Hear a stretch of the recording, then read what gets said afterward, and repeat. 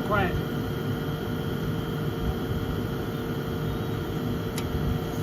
This gas. Nothing.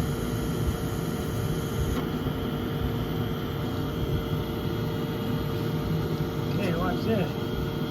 The gas comes out. I'm gonna blow on it.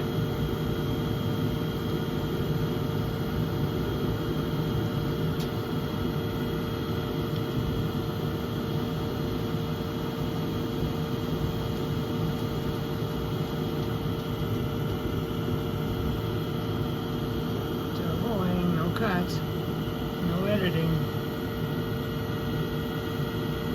There goes the igniter again. So it tries 3 times, if it doesn't light, and then it stops for the next 3 hours. And if you're not home in those 3 hours, the house temperature can drop to like -10. It's -30 outside. So it's very important that. See that? So I'm gonna take the burner out and clean it. Try and diagnose your furnace. As you open it up, there's a switch right here that prevents the furnace from turning on while you have it open.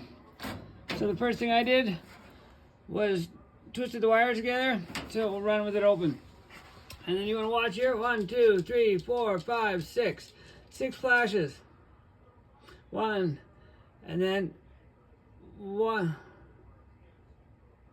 1, 2, 3, 4, 5, 6. I bought that I thought would be helpful. These are the 3 different sizes, and they got swivel heads on them. And this is a 1/4 inch.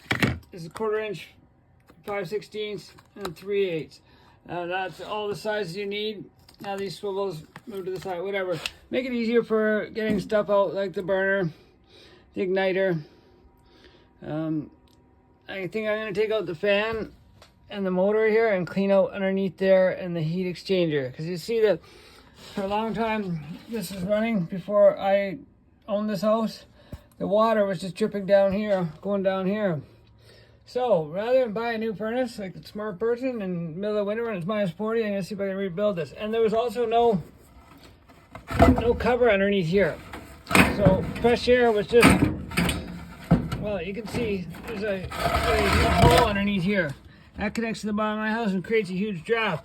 So what that does is sucks air from underneath the house, and any leaks around the exterior of the house, it sucks in cold air, so it makes the floor super cold.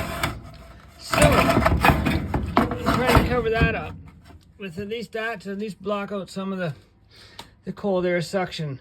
Now I think we take these 2 screws off here, bada bing, bada bing, bada boom, and then I can slide this out and have a look at the heat exchanger underneath there and see how bad that looks, or if that's even a thing. But maybe I'll take the burner out first. The burner out here, because what you saw when I blew on it, it works. So I think everything in here is really dusty. So I got, oh yeah, I got some wire brushes. I think I'll start with cleaning that out and see what happens there. What I did was turn the furnace power off, and then right here, I'm gonna turn off the gas.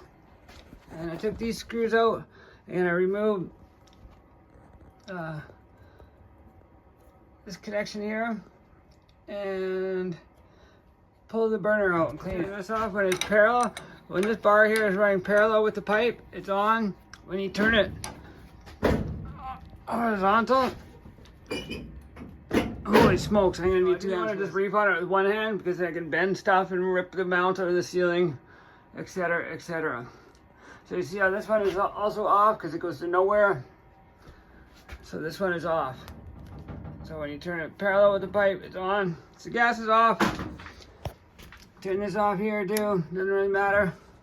And let's take this off here. It might smell a little bit like gas when you crack that loose, but if the gas keeps coming out after initial crack, tighten it back up. I couldn't get this loose with just one pipe wrench, so I just turned it a little bit. The gas valve moved out of the way, and I slid the burner out, and then I took out the igniter. It looks pretty caked and stuff there. I'm going to delicately try and clean this and put it back in and clean everything and put it back together and see what happens. So, here comes the igniter.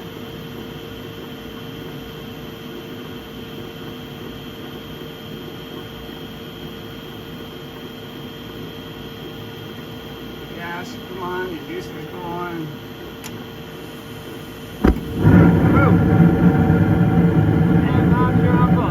If you got any, continue to monitor it through the night. Because what's been happening is it gets up to temperature, then it shuts off, and then it just won't turn back on. So let's see if it keeps working throughout the night. But other than that, it never used to light on the first try, so I think we got her nailed down. So it's not that big a deal. Give it a try, you guys. It only takes a few simple tools.